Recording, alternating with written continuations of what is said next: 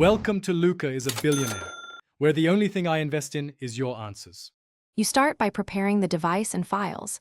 Enable unknown sources or set up ADB. This allows sideloading.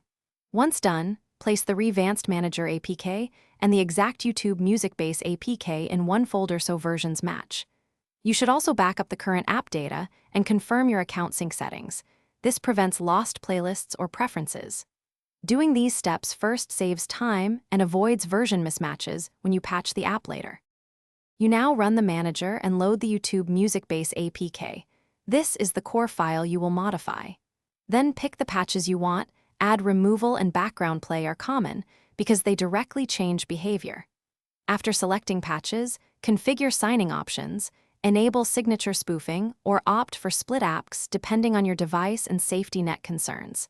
Make sure to review the build log for errors. Unresolved conflicts appear here and explain why a patch might fail. You finish by installing the patched YouTube music. Use ADB for a clean install or sideload directly if allowed. After installation, test playback, background audio, and offline downloads to confirm the patches applied correctly. Log into your account and check playlists. If something breaks, clear app cache and data, then reinstall the patched APK or revert to your backup. One key troubleshooting tip: always inspect the manager build log.